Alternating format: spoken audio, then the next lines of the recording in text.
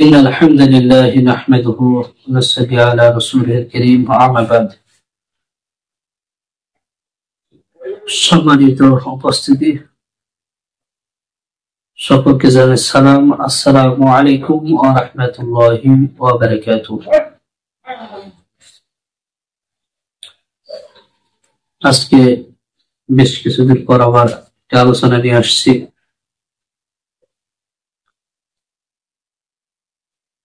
আলোচনার বিষয়বস্তু হিদায়াতের পথ বা হিদায়াতের পথ নির্দেশ।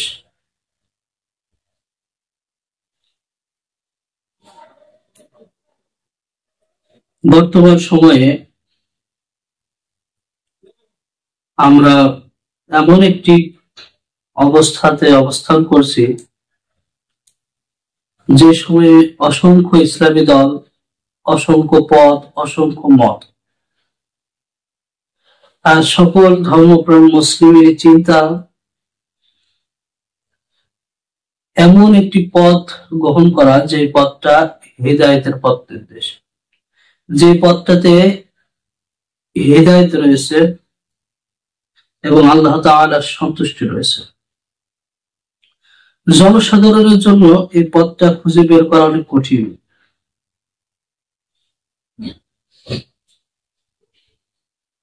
আর অনেকেই আছেন যে তারা মনে করেন যে যারা কোরআন হাদিসের কথা বলবে তাদের সাথে থাকায়, তাদের সাথে চলাই হচ্ছে সঠিক পথ, তারাই হচ্ছে সঠিক দল। প্রকৃতপক্ষে এটা যে একটা ফিতনার জামানা, এটা কিন্তু আমাদের মাঝে স্পষ্ট। এই জামানাতে সঠিক পথ, সঠিক মত খুঁজে পাওয়া অত্যন্ত কঠিন। কারণ এই সময়ে যত ইসলামী পথ, যত ইসলামী মত দল আছে না, তারা সকলে কোরআন এবং হাদিস দিয়ে মানুষকে আহ্বান করে। তবে এই কোরআন আর হাদিস দিয়ে আহ্বান করার বিষয় আছে। আল্লাহ রাসূল সাল্লাল্লাহু আলাইহি ওয়াসাল্লাম বিদায় হজের মধ্যে বলছিলেন যে আমি তোমাদের মাঝে দুইটি জিনিস রেখে যাচ্ছি, একটি কোরআন আল্লাহর কিতাব আর একটা সুন্নাহ। যদি তোমরা কেউ শক্তভাবে আঁকড়ে ধরো তবে তোমরা কেউ পথভ্রষ্ট হবে না, গোমরাহ হবে না। আবার অন্য এক হাদিসে আল্লাহ রাসূল সাল্লাল্লাহু আলাইহি ওয়াসাল্লাম বলছেন যে এমন একটি সময় আসবে, এমন একটি জামানা আসবে যে জামানাতে মানুষ, এক শ্রেণীর মানুষ আমার ভাষাতেই কথা বলবে এবং জাহান্নামের দরজায় দাঁড়িয়ে মানুষদেরকে আহ্বান করতে থাকবে। তাদের ভাষা আমাদের মতো, তাদের পোশাক আমাদের মতো, অর্থাৎ তাদেরকে দেখে মনে হবে যে তারা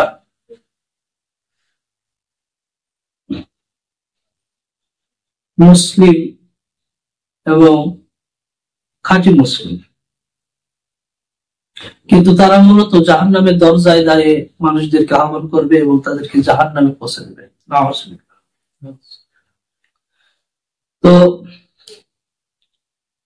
এই জামানা কিন্তু ফিতনার জামানা বা শেষ জামানা।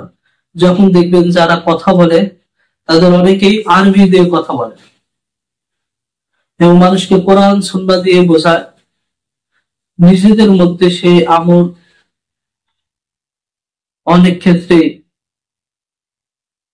থাকে না। এবং যত দল মতই দেখবেন তারা সকলে কোরআন এবং সুন্নাহ দিয়ে মানুষকে আহ্বান করে বাহ্যিক দৃষ্টিতে, কিন্তু ভিতর দৃষ্টি থেকে তারা কোরআন সুন্নাহ থেকে অনেক দূরে। কাজে এই সময়ে আমাদেরকে সঠিক পথ এবং সঠিক মত খুঁজে পেতে হলে দেখতে হবে, সর্বপ্রথম দেখতে হবে আল্লাহ রাসূল সাল্লাল্লাহু আলাইহি ওয়াসাল্লামকে মহান আল্লাহ তাআলা পৃথিবীতে কেন পাঠিয়েছিলেন। প্রত্যেকটা জিনিস পাঠানোর পিছনে আল্লাহ তাআলা একটি লক্ষ্য ছিল। যেমন মানুষ জাতিকে আল্লাহ তাআলা সৃষ্টি করেছেন, জিন জাতিকে সৃষ্টি করেছেন, এই সৃষ্টি কিন্তু আল্লাহ তাআলা এমনিতেই করার নাই বা অনর্থক সৃষ্টি করার নাই। এই সৃষ্টি করার পিছনে আল্লাহ সুবহানাহু ওয়া তাআলার একটি লক্ষ্য ছিল।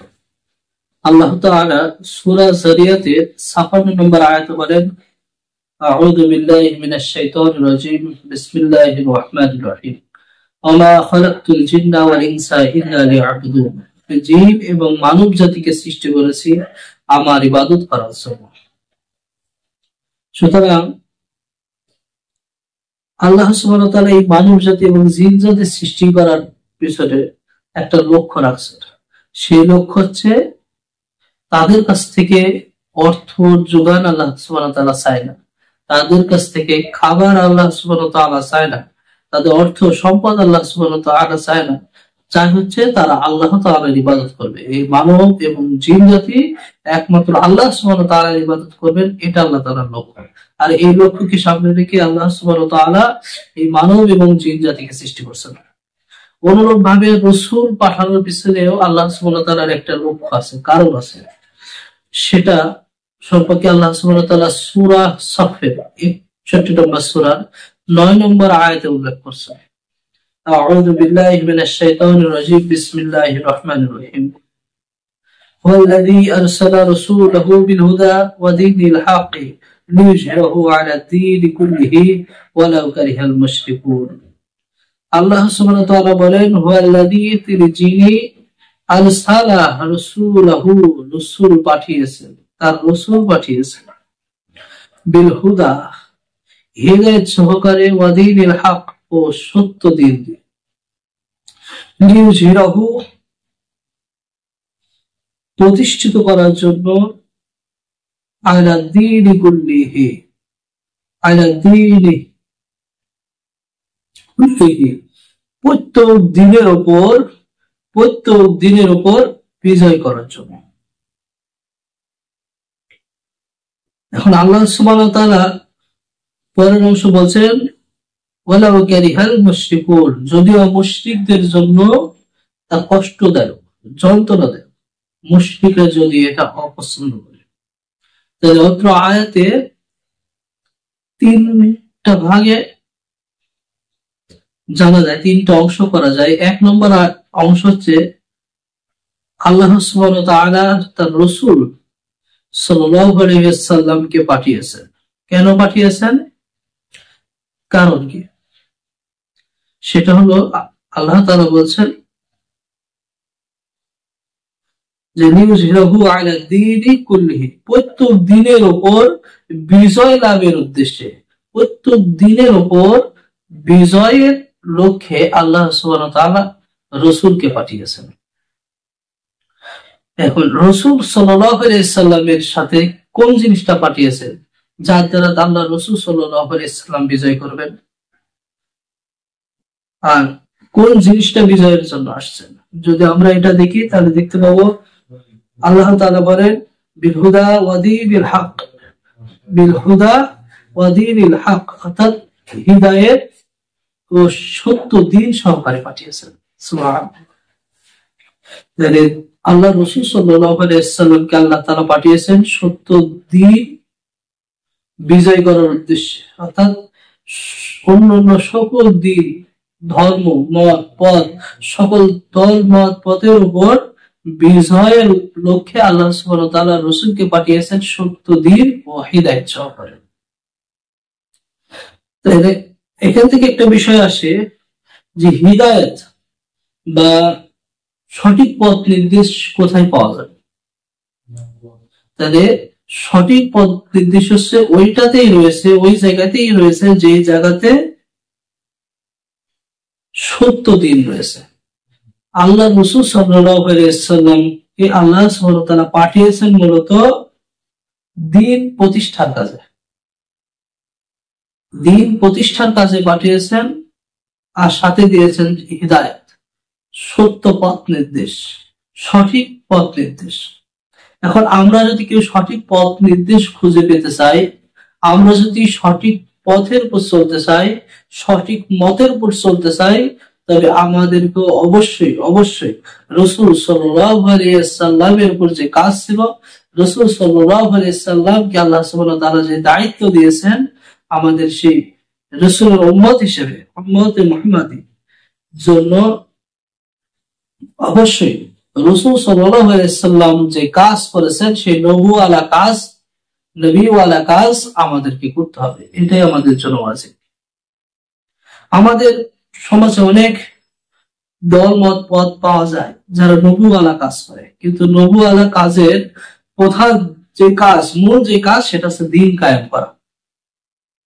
কিসের উপর দিন কায়েম করতে হবে? সকল দিনের উপর। এখানে একটা জিনিস খেয়াল রাখতে হবে যে আল্লাহ সুবহানাহু ওয়া তাআলা বলছেন বিল হুদা ওয়া দীনিল হক, দীনিল হক অর্থাৎ একটা দিন, সত্য দিন সম্পর্কে বলছেন।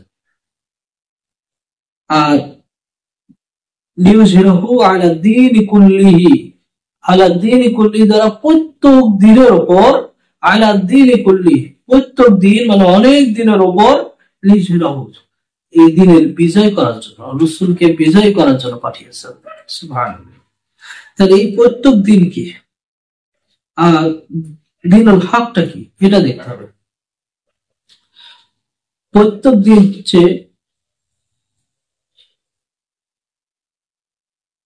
যেমন ইহুদি, খ্রিস্টান, হিন্দু, বৌদ্ধ, এইগুলো হচ্ছে বিভিন্ন ধর্ম, বিভিন্ন দিন। অনুরূপভাবে গণতন্ত্র, সমাজতন্ত্র, জাতীয়তাবাদ, রাজতন্ত্র, এইগুলো একটি মত আদর্শ বা দিন বা জীবন ব্যবস্থা। অর্থাৎ ধর্মীয় জীবন ব্যবস্থা এবং মত আদর্শের জীবন ব্যবস্থা মিলে যে দিনটা গঠিত হয়েছে, এই জাতীয় সকল দিনের উপর বিজয় লাভ করার জন্য আল্লাহ সুবহানাহু ওয়া তাআলা রাসূলকে পাঠিয়েছেন। যেহেতু অন্যান্য সকল দিনগুলো বাতিল, এই কারণে আল্লাহ সুবহানাহু ওয়া তাআলা সেই বাতিল দিনকে পরাস্ত করে সেই বাতিল দিনের পরিবর্তে একটি নতুন দিন দিয়ে আল্লাহ তাআলা রাসূল সাল্লাল্লাহু আলাইহি ওয়াসাল্লামকে পাঠিয়েছেন। আর সেই দিনটার নাম হচ্ছে দীনুল হক। সূরা আলে ইমরানের 19 নম্বর আয়াতে বলছেন ইন্না দীনা ইনদাল্লাহিল ইসলাম, অর্থাৎ ইসলাম হচ্ছে আল্লাহ সুবহানাহু ওয়া তাআলার কাছে একমাত্র দিন। অর্থাৎ এই দীনুল হকটা হচ্ছে ইসলাম। এখন আমরা আয়াত থেকে যে বিষয়টা বুঝলাম সেটা হচ্ছে রাসূল পাঠানোর মূল কারণ হলো সকল বাতিল দিনের উপর দীনুল হককে বিজয় করার জন্য, ইসলামকে বিজয় করার জন্য। আর আল্লাহ সুবহানাহু ওয়া তাআলা এই ইসলাম বিজয়ের জন্য আল্লাহ রাসূল সাল্লাল্লাহু আলাইহি সাল্লামকে দুইটা জিনিস পাঠিয়েছিলেন। এই বাতিল দিনকে পরাজিত করার জন্য এক, সত্য দিন পাঠিয়েছিলেন, দুই, এই সত্য দিনের সাথে হিদায়াত। অর্থাৎ আমাদেরকে যদি সত্য পথ নির্দেশ খুঁজতে হয়, সত্য দল মত পথ খুঁজতে হয়, সঠিক হিদায়াতের পথ খুঁজতে হয়, তাহলে অবশ্যই খুঁজতে হবে কোন পথের প্রতি সকল বাতিল দিনকে পরাজিত করতে চায়, সকল বাতিল মত আদর্শকে পরাজিত করতে চায় এবং সকল বাতিল মত আদর্শ মতকে পরাজিত করে একমাত্র দীনুল হক, দিন ইসলামকে প্রতিষ্ঠিত করতে চায়। এই মতের সাথে, এই পথের সাথে আল্লাহ সুবহানাহু ওয়া তাআলা রাখছেন হিদায়াত। আর এটাই হচ্ছে নবুওয়ালা কাজ। তবে এই কাজটা করতে গেলে আপনার অবশ্যই মুশরিকরা বড় একটি বাধা হয়ে দাঁড়াবেন। আল্লাহ সুবহানাহু ওয়া তাআলা বলছেন ওয়ালাউ কারিহাল মুশরিকুন, যখন রাসূল এই কাজ করবে বা নবুওয়ালা কাজ কেউ করতে যাবে, অর্থাৎ দিন কায়েমের জন্য কেউ যদি চেষ্টা করতে যায়, তার সামনে একটি সম্প্রদায়ের প্রকাশ ঘটবে, সেটা হচ্ছে মুশরিক। এই মুশরিকরা কখনোই চাবে না যে আল্লাহর জমিনে সকল বাতিল দিন পরাস্ত এবং দীনুল হক প্রতিষ্ঠিত, এটা মুশরিকরা চাইবে না। কারণ মুশরিকরা হচ্ছে বহু দিনে বিভক্ত, বহু ইলাহাতে বিভক্ত, বহু রব নিয়ে তারা সন্তুষ্ট। কিন্তু দীনুল হক হচ্ছে এক আল্লাহ সুবহানাহু ওয়া তাআলার পক্ষ থেকে, এবং যারা দীনুল হককে গ্রহণ করবে তারা এক আল্লাহকে গ্রহণ করবে এবং একটাই তাদের দিন, একটাই তাদের পথ নির্দেশ। সুতরাং যখন এই একক পথ নির্দেশ আল্লাহর জমিনে প্রতিষ্ঠিত হতে যাবে, প্রতিষ্ঠার জন্য কেউ যদি চেষ্টা করতে থাকে, তখন তাদের উপর, তাদের বিরুদ্ধে ষড়যন্ত্রে লিপ্ত হবে মুশরিক শ্রেণীর এই মুশরিক শ্রেণীরা তাদের বিরুদ্ধে এমনভাবে ষড়যন্ত্র করবে যে তাদেরকে, অর্থাৎ দ্বীনুল হকের বাহকদেরকে পরাস্ত করার জন্য তারা সকল প্রকার চেষ্টা প্রচেষ্টা, জেল জুলুম অত্যাচার নির্যাতন খুন গুম সকল প্রক্রিয়ায় তারা অবলম্বন করতে থাকবে। সুতরাং সকল কিছু বিবেচনা করে আমাদেরকে যদি দ্বীনের হক প্রতিষ্ঠিত করতে হয় এবং সত্য দ্বীন হিদায়েতের সাথে থাকতে হয়, হিদায়েতের পথে থাকতে হয়, তাহলে অবশ্যই সকল জেল জুলুম নির্যাতন অত্যাচার সকল কিছু মেনে নিয়ে আল্লাহর দ্বীন প্রতিষ্ঠার জন্য সর্বপ্রথম আমাদের যে কাজ করতে হবে সেটা হচ্ছে দ্বীনুল হক প্রতিষ্ঠার জন্য, দ্বীন কায়েমের জন্য আমাদেরকে চেষ্টা করতে হবে।